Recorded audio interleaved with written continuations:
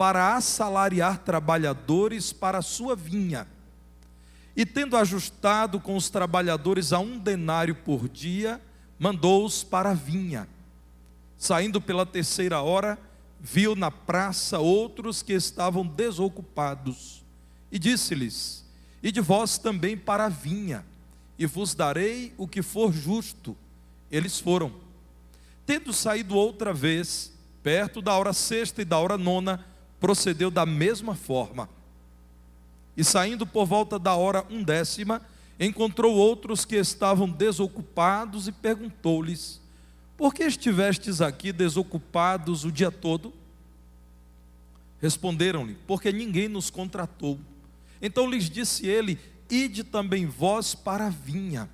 Ao cair da tarde, disse o senhor da vinha ao seu administrador: chama os trabalhadores e paga-lhes o salário, começando pelos últimos, indo até os primeiros. Vindos da hora 1ª, recebeu cada um deles 1 denário. Ao chegarem os primeiros, pensaram que receberiam mais, porém, também estes receberam 1 denário cada um. Mas tendo-o recebido, murmuravam contra o dono da casa, dizendo: estes últimos trabalharam apenas 1 hora, contudo os igualaste a nós, que suportamos a fadiga e o calor do dia. Mas o proprietário, respondendo, disse a um deles: amigo, não te faço injustiça. Não combinaste comigo 1 denário? Toma o que é teu e vai-te, pois quero dar a este último tanto quanto a ti. Porventura não me é lícito fazer o que quero do que é meu? Ou são maus os teus olhos porque eu sou bom? Assim os últimos serão primeiros, e os primeiros serão últimos, porque muitos são chamados, mas poucos escolhidos. Podem assentar.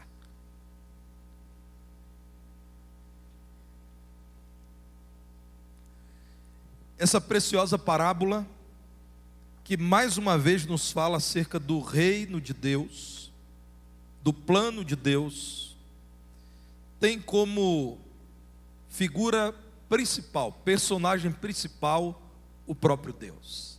Por isso o tema é esse: Deus é bondoso. Fala-nos do nosso Deus e realça um atributo dele que nos faz admirá-lo tanto, que é a bondade dele. Meus irmãos, enquanto Jesus fala sobre o reino de Deus, ele pinta um cenário muito conhecido por aqueles que o ouviam.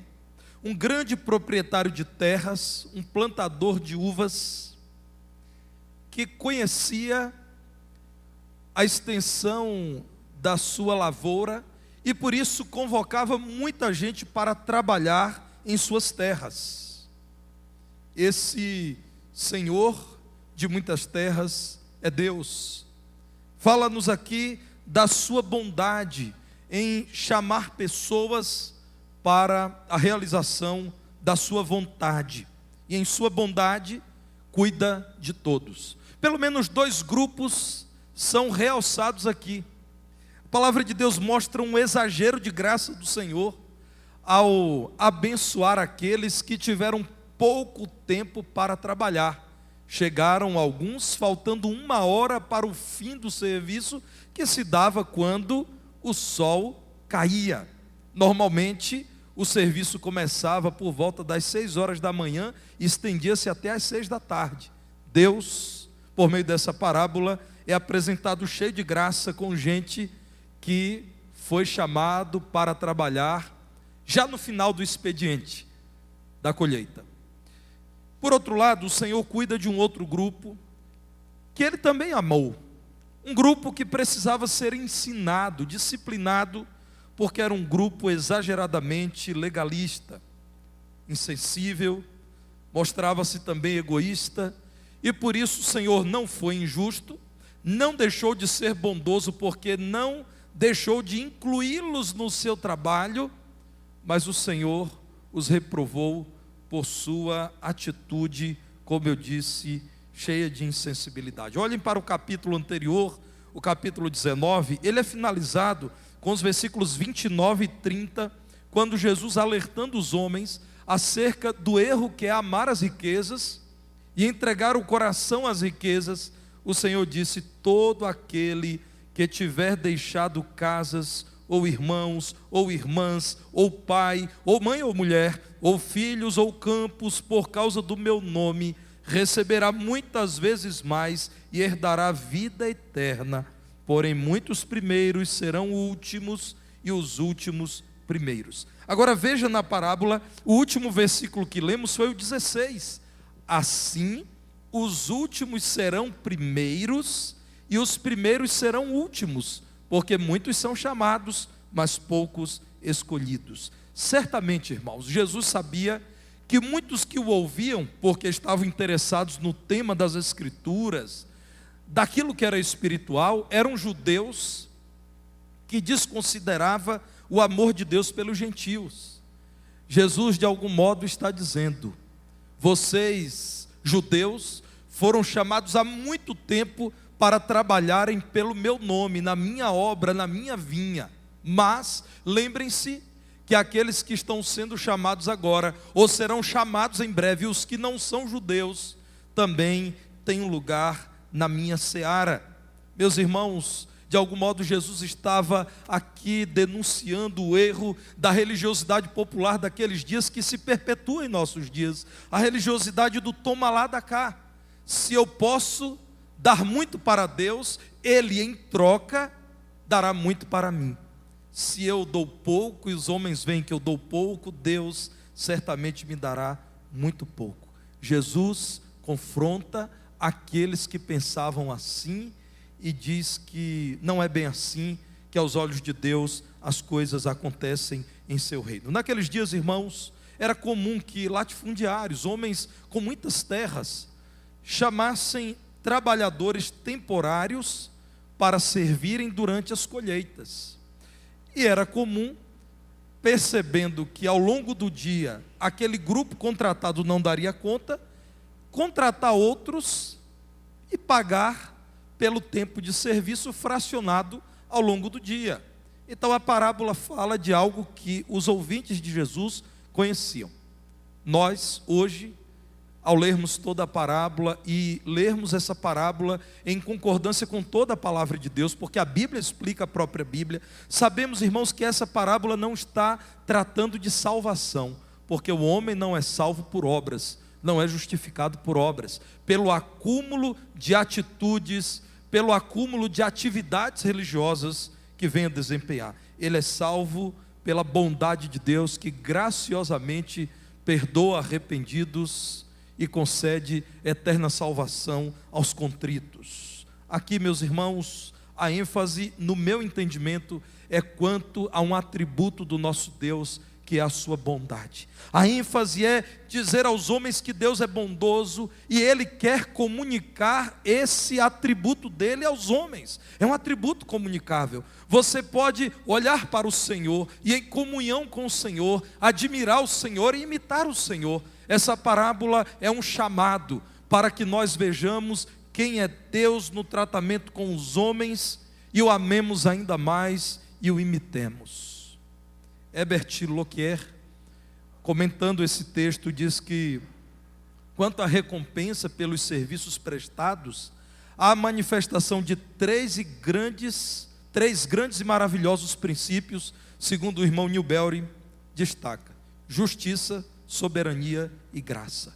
A ação de Deus, ao recompensar quem atendeu seu chamado e trabalhou por ele, se vê manifesta em três grandes princípios: Deus é justo, Deus é soberano, Deus é gracioso, ou Ele é bondoso. Vamos fazer o percurso da parábola e olhar primeiramente para essa ênfase, a da soberania de Deus. Deus é o Senhor soberano, é o proprietário das terras e Ele trabalha como quer em suas terras. Ele trabalha incansavelmente. Vejam, irmãos, no verso 1, quando o texto bíblico diz que foi logo de madrugada que o dono das terras saiu para buscar trabalhadores. Logo cedo, logo no princípio, ele planejou aquele dia como um dia de trabalho em sua seara. O nosso Deus, segundo o que diz o Senhor Jesus Cristo, trabalha e trabalha muito. Eu sei que para muitas pessoas, trabalho é sinônimo de cansaço, opressão, tristeza. Esse não é o conceito da palavra de Deus. O conceito da palavra de Deus é que trabalho significa honra, valor, ocupação, propósito. Se você hoje no seu trabalho profissional se sente infeliz, ore a Deus para que te dê felicidade ou para que te dê um novo trabalho, porque, irmãos, para nós os crentes, o trabalho precisa ser uma parte muito digna e muito prazerosa do nosso viver. Nós discordamos, irmãos, de quem desonestamente quer ganhar a vida enganando os outros. Nós discordamos do homem preguiçoso, da mulher preguiçosa, que querem viver bem sem trabalhar. Nós entendemos pela palavra de Deus que não existe nada na vida do cristão que não glorifique a Deus. Portanto, quando você trabalha, você também glorifica a Deus usando todos os talentos que Ele te deu, o templo do Espírito que é o seu corpo, e usa o seu trabalho para testemunhar de quem Deus é. Você que é motorista, você pode glorificar a Deus, como um motorista que eu conheci, que pendurava num local para avisos do ônibus, versículos bíblicos. Você que é professor, você pode glorificar a Deus ao destoar de quem em suas aulas zomba do Evangelho. Você que varre as ruas da cidade, você pode fazer isso de modo bondoso, servindo as pessoas da cidade. Você que trabalha em um computador, você pode fazer com que os seus contatos estabelecidos virtualmente sempre carreguem também conteúdo cristão. Irmãos, o Senhor nos chama a pensar aqui no trabalho como propósito para o viver. Ele então chama homens para que tenham propósito. Versículo 2, ajustou com os trabalhadores recompensa para trabalharem. Enquanto vivemos para a glória de Deus, nós somos muito recompensados. É preciso ouvirmos o chamado dele, o chamado soberano, e aceitarmos o convite dele para trabalharmos no tempo para o qual ele nos escolheu e na função para a qual ele nos escolheu. Esse texto fala de soberania de Deus.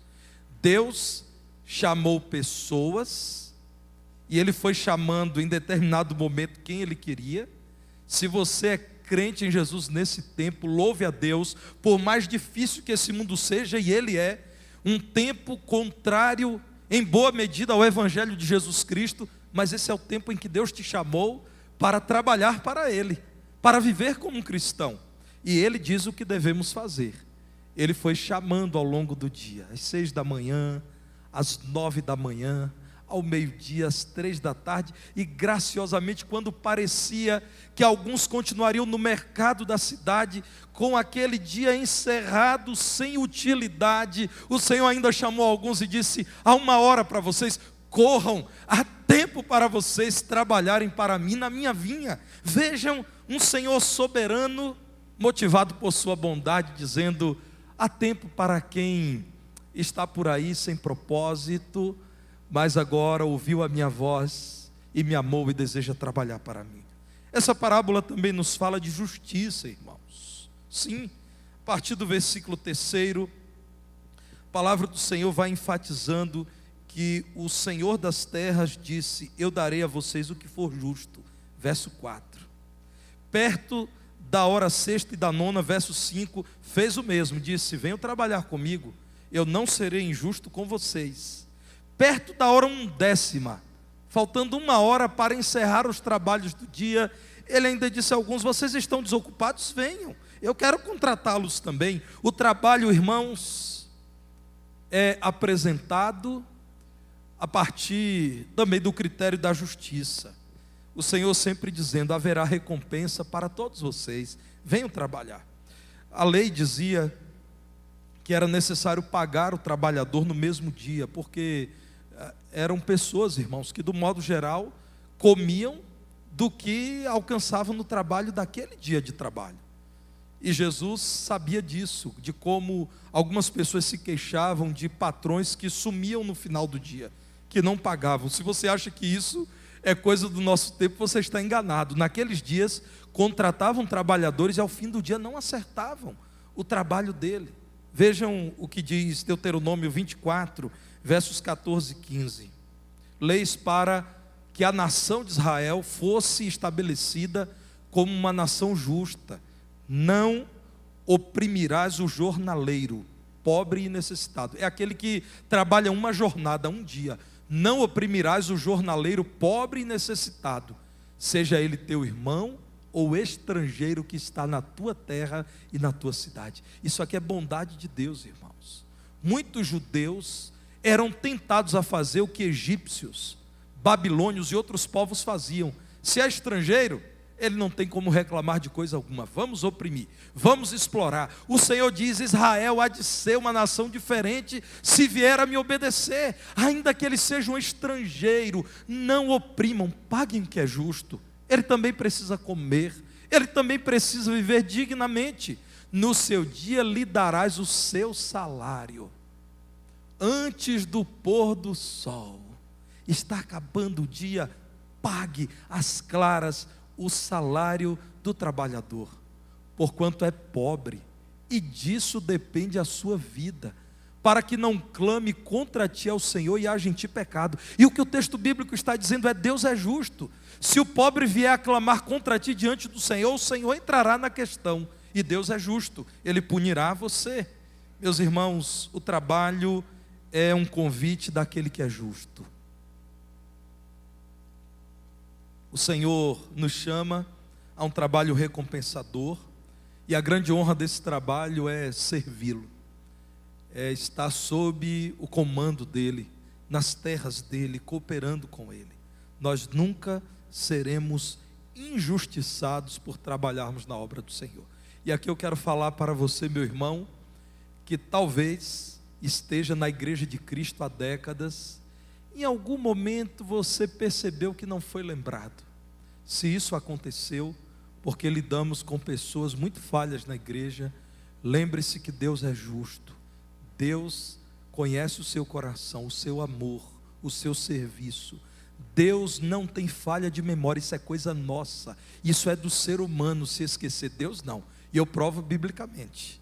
Hebreus capítulo 6, verso 10. Hebreus 6:10. Eu encorajo todos os crentes a olharem para esse texto da palavra de Deus, sempre que estiverem se sentindo esquecidos, desvalorizados, sempre que perceberem que não foram reconhecidos. Irmãos, quão consolador é o texto da palavra de Deus que diz: porque Deus não é injusto para ficar esquecido do vosso trabalho e do amor que evidenciastes para com o seu nome, pois servistes e ainda servis aos santos. Deus não é injusto. O contrário disso é que Deus é justo. Uma leitura inversa. Deus não é da injustiça. Ele recompensará muito bem, de um modo que eu nem sei explicar. As recompensas do Senhor são tão maravilhosas que eu não sei detalhá-las. Eu sei falar do básico. Eu sei dizer que em vida Ele nos dá o gozo do seu Espírito, a vida abundante que Ele preparou para os que creem nele, e a maior de todas as recompensas, a vida eterna. É que os crentes têm sido tentados, irmãos, a não acreditarem que o céu é a melhor recompensa. Eu e você vivemos num mundo de tantos apelos ao consumo, aos bens, ao acesso ao mercado, que, irmãos, parece que alguns crentes estão se deixando levar por essa forma como bênçãos são apresentadas. A maior bênção é o céu. Se você é um salvo por Cristo, ninguém tirará isso de você.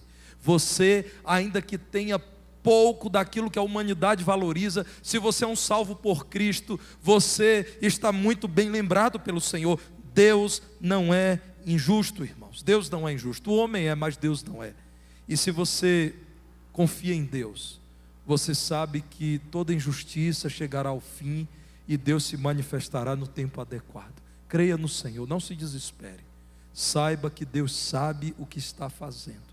Deus conhece as suas necessidades, Deus conhece as suas lutas, Deus conduz a história e Ele está conduzindo a história para um fim que Ele mesmo tem desejado.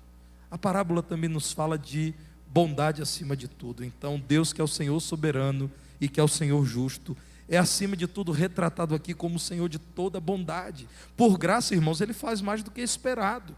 Nós vimos aqui na parábola que homens foram chamados no início do dia para ganharem uma moeda de prata, um denário. Talvez você pense, isso é pouco, pastor. É pouco para nós hoje, mas naqueles dias uma moeda de prata era considerado o salário de um dia. E as pessoas diziam, se for por um denário, eu vou trabalhar um dia inteiro. Então isso aqui era o esperado. Alguém sempre dizia, se for para ganhar um denário, eu quero trabalhar um dia. Acontece, irmãos, que o Senhor fez mais do que o esperado. Muita gente que ao cair da tarde foi receber o seu salário esperando um quarto de denário ou meio denário. Diz a palavra de Deus a partir do verso 8, que o dono das terras e o dono do dinheiro, cumprindo a sua palavra com justiça, disse ao administrador, paga o salário a partir de quem chegou por último. E aqui você agora vai perceber um pouco mais da palavra de Deus nos falando sobre soberania. Ele chamou quem ele quis, ele fez um convite, o acordo por uma recompensa, e ele agora pagou na ordem que ele quis. Primeiramente ele chamou quem trabalhou 1 hora. Vocês conhecem alguém que faz assim? O Senhor Jesus fez. Depois a palavra de Deus nos fala de justiça. Ele deu um denário. Aquilo que ele prometeu a quem chegou às 6 da manhã, ele deu também a quem chegou às 5 da tarde. É justo. Ele não falhou com ninguém. Mas aí os primeiros viram aquilo, aqueles que chegaram primeiro no serviço, e então começaram a murmurar contra o dono da casa, verso 11. Contra o dono da casa, ao verem que quem trabalhou 1 hora recebeu um denário, e eles que trabalharam o dia todo e argumentaram. Suportamos a fadiga e o calor do dia, como é dito no verso 12. Nós fomos igualados a quem chegou agora, quando o sol está fresquinho. Eles passaram o dia todo lá no mercado batendo papo, chegaram aqui, trabalharam 1 hora, e o nosso salário é igual deles. Mas o proprietário, soberano e justo como é no verso 13, disse, amigo, graça de Deus, ele diz, olha, eu não sou contra você, você não é meu inimigo, chama de amigo, diz, amigo, o que eu deixei de cumprir contigo? Em que fui injusto? Eu não combinei com você que eu te pagaria um denário, e eu não te paguei um denário? Qual a injustiça que eu estou cometendo contra você? Toma o que é teu, verso 14, e vai em paz. Eu te incluí na minha seara, eu te paguei o combinado, ao final do dia cumprindo a lei. Mas esses últimos aqui, o dinheiro é meu, e cheio de bondade eu quero pagar a esses que passaram um dia no mercado esperando que alguém contratasse. Eles não deixaram de trabalhar porque eram preguiçosos, deixaram de trabalhar porque não havia vaga para eles. E a prova do caráter deles e até do crédito que eles deram à minha palavra é que eu os chamei 12:00, 3 da tarde, no fim da tarde eles vieram. Eu quero dar um denário também a eles. Porventura não é correto fazer isso com aquilo que é meu? Ou eu agora passo a ser mal aos teus olhos porque eu estou agindo com bondade? Você não celebra ao saber que o seu colega que chegou no fim da tarde vai ter dinheiro para comprar pão e leite também para a casa dele? Você não se alegra com isso? Então você veio aqui hoje trabalhar comigo para aprender um pouco mais sobre bondade, sobre soberania e justiça, você já sabe. Agora você precisa ouvir sobre graça, sobre bondade. E aqui, irmãos, Jesus surpreende primeiro aqueles que eram carentes fiéis. Aqueles que disseram, nós vamos trabalhar confiando que o Senhor vai fazer o melhor por nós. E Ele surpreende ao dar muito mais do que o que eles esperavam. E Deus ainda nos surpreende. Quando alguém entrega a vida a Cristo pela fé, tem uma pequena ideia do que é a vida com Cristo, e quando torna-se um filho de Deus, se surpreende com a mais extraordinária maravilha do Evangelho que ele não poderia prever. Mas também ele surpreende os arrogantes legalistas ao dizer: quem disse que a lei é tudo? Deus não é escravo da lei, a lei é escrava de Deus. Deus age com bondade, sim. E aqui fica demonstrada a obra de cada trabalhador. Irmãos, não são as obras que justificam as recompensas do Senhor. O que justifica as recompensas do Senhor é o próprio Senhor. A sua soberania, Ele chama no tempo em que Ele quer aqueles que Ele quer. A sua justiça, Ele não deixará de perdoar o arrependido, e não deixará de dar segurança eterna ao crente, aquele que confia nele, mas também a sua bondade. Irmãos, aquele homem no alto da cruz, um bandido arrependido, e Jesus conheceu o seu coração e o viu cheio de arrependimento e de temor, recebeu um denário do Senhor Jesus. Nos últimos instantes de vida, o Senhor disse: ainda hoje estarás comigo no paraíso. Nós precisamos perceber que aos olhos de Deus, aqueles que o servem há muito tempo têm grande valor, mas aqueles que o servem há pouco tempo também têm valor. Muitos que obedecem ao Senhor sem amor, um dia se surpreenderão com aqueles que amaram o Senhor de verdade no fim da vida. Por último, se surpreenderão ao perceberem que últimos são primeiros, e primeiros são últimos. Que aqueles que, pela maturidade cristã, deveriam ser muito mais amorosos e generosos e não são, recebem a reprovação do Senhor. Veremos que o amor de Deus é temperado com a sua justiça e com a sua soberania. Deus vê o coração, Deus não vê apenas aquilo que é aparente. 1 Samuel, capítulo 16, verso 7, é um grande exemplo. Eu gosto demais desse exemplo. O Senhor já havia reprovado um rei de Israel chamado Saul. Então ele manda o seu servo, o profeta Samuel, ir à casa de um homem temente a Deus chamado Jessé, para escolher um dos filhos de Jessé para ser o novo rei de Israel. O Senhor diz a Samuel: vai à casa de Jessé e convoca o novo rei que vai trabalhar para a minha glória em meio ao meu povo, a minha vinha, que é Israel. Israel é retratado no Antigo Testamento muitas vezes como uma vinha, a vinha do Senhor. E meus irmãos, Samuel cumpre a vontade de Deus e vai conhecer cada um dos filhos de Jessé. E é interessante como antes de conhecer aquele que o Senhor destacou, ele conheceu um dos filhos de Jessé. Olhem aí, meus irmãos, para 1 Samuel 16, verso 6, Eliabe. E aí Samuel disse: certamente Eliabe é um ungido de Deus. Ao ver Eliabe, ele se impressionou positivamente e pensou: deve ser ele, certamente eu encontrei. E lá no verso 7 é dito o seguinte: porém, discordando de Samuel, o Senhor disse a Samuel: não atentes para a aparência de Eliabe, nem para a sua altura, porque eu o rejeitei. Deus o rejeitou para aquele trabalho, o de novo rei de Israel. Porque o Senhor não vê como vê o homem vê o exterior, porém o Senhor o coração. Isso é motivo de alegria, mas também de preocupação para todos nós. É motivo de alegria dizer: Deus sabe que apesar das minhas falhas eu amo. Como Pedro: tu sabes, Senhor, que eu te amo. Eu te neguei, Senhor, mas eu te amo. O Senhor sabe, o Senhor que vê o meu coração sabe que eu te amo de verdade.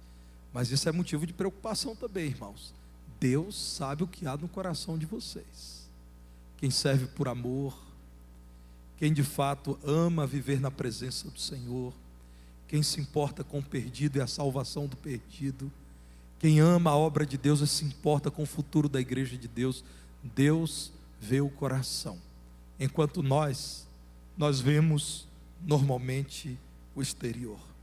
A parábola é o retrato da ação de Deus chamando os homens soberanamente, cheio de justiça, mas com grande bondade, dizendo: venham todos, eu quero dar um propósito à vida de vocês, eu quero vocês perto de mim, e eu os recompensarei, eu os abençoarei, eu serei pródigo em abençoar vocês. Mas é também a parábola que diz: aquele que atendeu o meu chamado por último, e que de fato vier por amor, e vier a reconhecer que o meu plano é excelente, esse se surpreenderá com a minha graça, abundante graça. Venha a Cristo pela fé, e você se surpreenderá com aquele que perdoa o mais terrível pecador, que dá propósito àquele que se sente o mais inútil dos homens, e que provê uma herança eterna ao que mais se considera pobre e desvalido. Que ao olhar para Deus com alegria, o Deus da Bíblia, você diga: esse Deus é o Deus de toda bondade. Nós todos que aqui estamos, trabalhadores da seara do Senhor, já o conhecemos, já temos trabalhado para Ele, e podemos dizer: Deus é bondoso. Vamos cantar o hino A Luz do Céu. Meditem naquilo que vocês cantarão, meus irmãos. A mensagem desse hino é uma mensagem bíblica, é uma mensagem bela. Você que está acompanhando a transmissão desse culto, abra os seus lábios e cante também para a glória do Senhor. Cante esse hino ao Senhor. Hino 239 do cantor cristão, é o hino A Luz do Céu.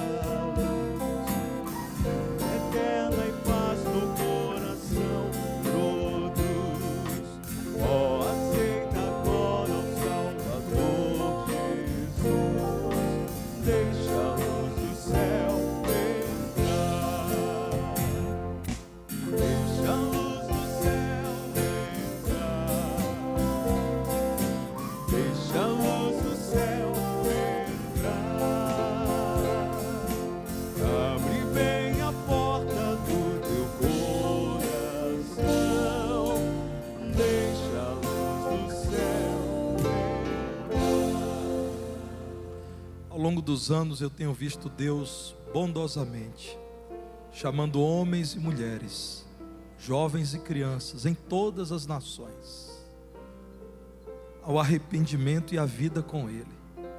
E Deus faz isso como quer. Ele usa os seus servos para proclamarem a mensagem, e o seu Santo Espírito para levar os homens à compreensão dessa mensagem. Nós aqui nessa igreja estamos em paz por saber que temos com muito prazer e com obediência feito a nossa parte, que é pregar o Evangelho. Eu descanso na certeza de que Deus nunca falha. O Senhor é perfeito e Ele sempre fala de modo excelente a cada coração. Ele consegue resolver as limitações do pregador, fazendo com que o Evangelho, que é o poder de Deus, chegue exatamente em cada coração como deve chegar. E é com essa certeza que eu quero perguntar apenas uma vez para poder orar por você. Alguém aqui nessa noite que entendeu o chamado do Senhor e com muito amor quer atender ao apelo do Deus bondoso e dizer: sim, Senhor, eu quero ser teu e trabalhar pelo Senhor por toda a minha vida. Eu quero ser um servo teu, eu quero viver para a tua glória e louvor. Se há, levante a sua mão onde você está, levante assim bem alto. Eu quero orar por sua vida agora.